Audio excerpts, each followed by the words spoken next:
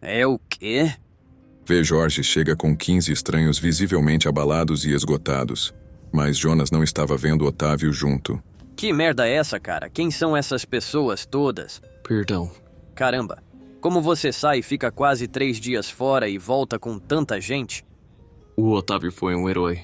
Jonas não entende o que V. Jorge disse e mostra onde cada um dos 15 irão ficar. Após isso, Jonas tenta puxar V. Jorge para conversar. Porém, V. Jorge, ainda em estado de lutar ou fugir, reage instintivamente com uma cotovelada no nariz e logo em seguida se desculpa. Jonas se surpreende com o ato hostil e fecha a cara. Seu retardado desgraçado. Ele, mesmo enfurecido, mas ainda curioso sobre o que aconteceu, pergunta: Não, é sério, seu imbecil. Cadê o Otávio? V. Jorge o encara quieto com um semblante triste. Cara, vocês não foram se aventurar para voltar e falar que ficou. Alguém perto escutando, V. Jorge começa a contar tudo o que aconteceu minuciosamente para Jonas. Na nossa viagem, já tínhamos adquirido muitos recursos. Porém, por curiosidade, nós seguimos os sons de tiro. Então avistamos uma centena de forasteiros. E bom, até aqui ficamos sem munição e também sem esperanças. O Otávio pegou um colete, se equipou com muitos explosivos e... ele se jogou da sacada e levou os forasteiros restantes e a construção ao mesmo tempo. Escuta-se um choro perto e então investigar. Carlos estava no chão, negando com a cabeça e balbuciando. Não. V. Jorge tenta explicar, mas Carlos não dá ouvidos e continua balbuciando. Jonas se distancia lentamente. Puxa uma caixa de cigarros, pensa. O que fazia essa coisa ser o refúgio de tanta gente antigamente? E acende. Caceta, friozinho de merda.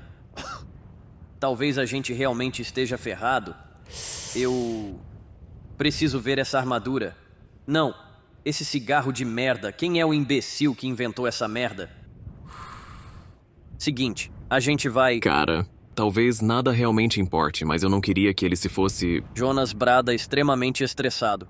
Ok, agora a gente tem que fazer a droga do protótipo da rede. Mas eu não achei nada, nadinha. 0 coisas nessa bodega. Bom, na verdade eu peguei alguns materiais de comunicação no banco.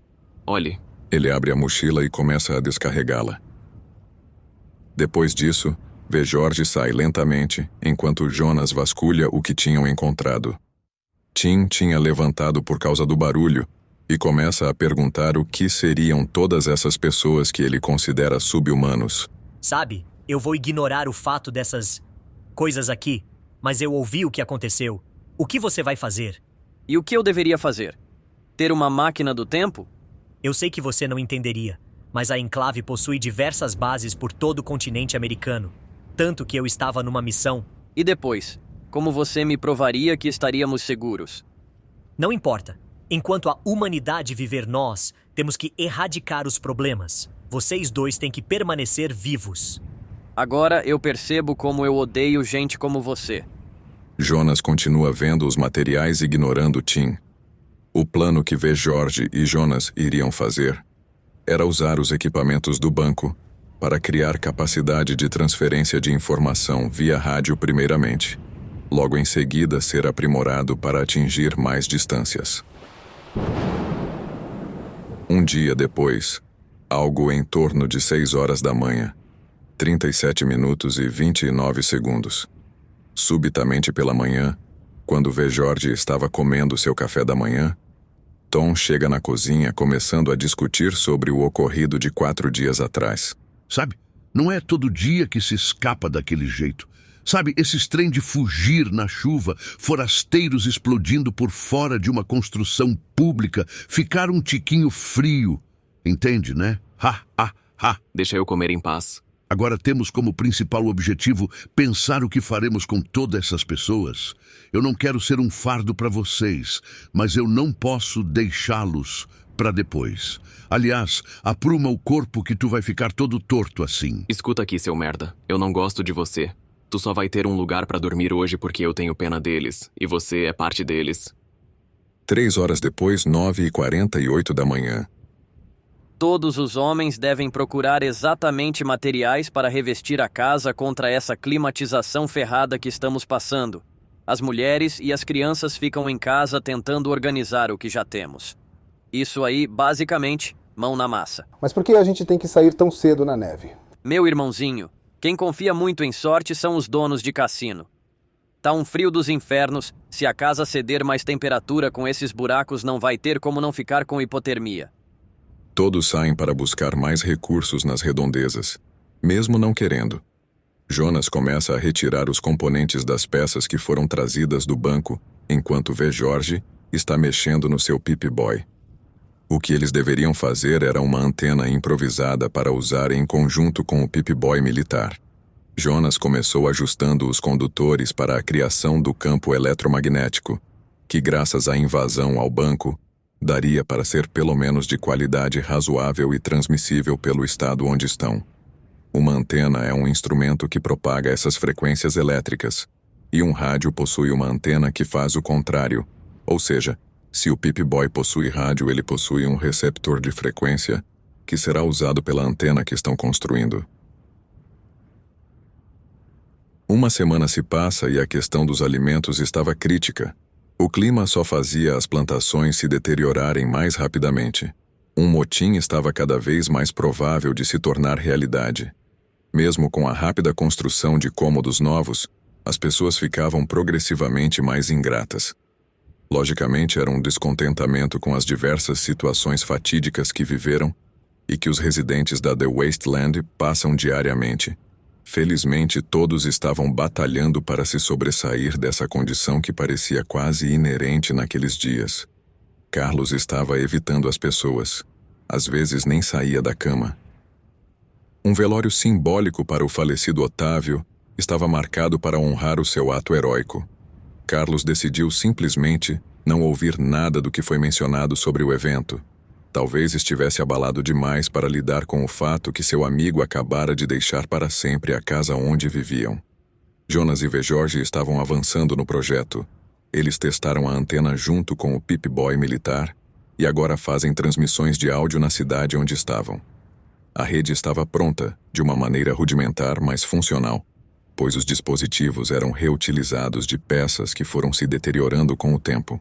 A princípio eram só testes sem finalidade, apenas para testar os equipamentos. A rede em si era o conceito de criação de radiotransmissão portátil a partir do Pip-Boy. Uma semana se passa. Era o dia do funeral de Otávio. Era estranho um funeral sem o corpo. Todos estavam ali em silêncio. Menos Carlos. A depressão de Carlos estava se agravando. Ele mal saía do quarto. Deixava de comer por dias. E por causa disso começara a passar mal constantemente. A casa agora estava completamente reformada. Tinha sido construído 3 cômodos no total e o clima estava finalmente começando a esquentar. As plantações não estavam morrendo tanto e assim as pessoas ficaram um pouco menos preocupadas. Vejorge achava que finalmente estava na hora de trazer Mr. Handy. Eles agora tinham um lugar seguro e sua ajuda poderia ser útil. Ele decide fazer uma viagem rápida só para buscar e voltar. Para isso, ele teria que ter a ajuda de Carlos, que conhecia o caminho até a Vault. Tom disse que ajudaria-o, pois anteriormente foram salvos dos forasteiros. Tim diz que poderia ir junto e que poderia ser útil com suas habilidades com armas. Quando Vejorge pergunta para Jonas, o mesmo diz que preferiria fazer ajustes na rede e que Vejorge deveria testar a eficiência da armadura potente a longo prazo, pois foi carregada ao máximo. Vejorge se prepara então para a viagem. Ele entra na armadura potente, que agora está com os movimentos fluidos e parte em rumo para a Vault onde ficaram congelados e saíram após 200 anos para buscar algo que prometeram, Jonas e Vejorge, trazer consigo. Era de manhã, algo em torno de 8 horas da manhã. Os 4 começaram a se distanciar da casa. Haviam andado em torno de 3 quilômetros, mas a frequência que Jonas estava transmitindo ainda se mostrava funcional, ou seja, o trabalho se provava efetivo até razoáveis distâncias. A vista era de um deserto onde nada do passado tinha sobrevivido. Só ruínas de um mundo morto. Prédios construídos para arranhar céus deitavam-se ao chão em pedaços. Não há vegetação crescendo devido à morte constante por chuvas ácidas, agentes biológicos e a destruição do solo por causa da contaminação radioativa. Carros estão parados e enferrujados na estrada. Não há vida e o produto de 2 horas de guerra resultaram em não se sabe quanto tempo para todo o planeta se reiniciar. No meio do caminho, a rádio que Jonas estava transmitindo começara a falhar. Ele estava assobiando a música tema da Nuka-Cola, mas mal se ouvia algo, pois agora era só chiado e voz cortada. Provava-se então que a distância que conseguiam alcançar chegava a algo em torno de 10 quilômetros. Eles estavam começando a ver a maioria das construções da cidade, donde tudo se iniciara, quando tinha vista de longe algo se mexendo. Ele vê que é alguém com uma túnica preta quase completamente rasgada e já prepara para atirar, mas Vejorge o impede.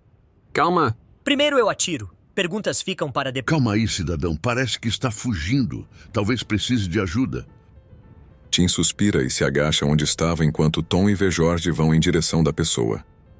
Ambos sabiam que poderiam causar alguma má impressão.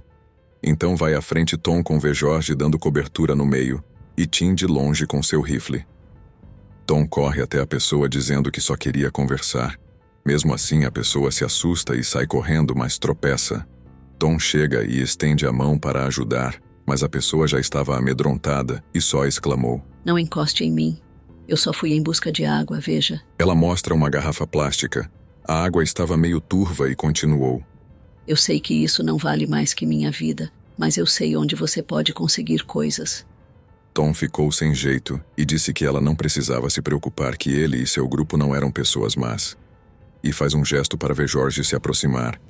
Ele vem com as mãos levantadas, mas mesmo assim, ela se assusta ainda assim, fazendo-a dizer novamente. Por favor, não me machuquem. Há um lugar seguindo a estrada na direita aqui. Ela aponta para a direção. Lá é uma comunidade com recursos abundantes. Fique calma.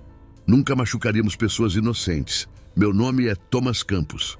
Você estava fugindo de algo? Por favor, me deixem ir. Eu não tenho nada de valor.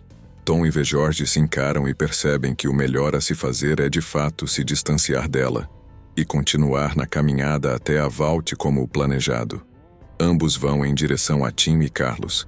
Tim está agachado no mesmo lugar. Carlos também agachado, mas com as mãos segurando as pernas. Vejorge conta que descobriu com a mulher que tem pessoas num tipo de comunidade seguindo a estrada da esquerda. Era direita na perspectiva da moça. E que deveriam continuar até a Vault, e assim eles vão... Continua no próximo episódio.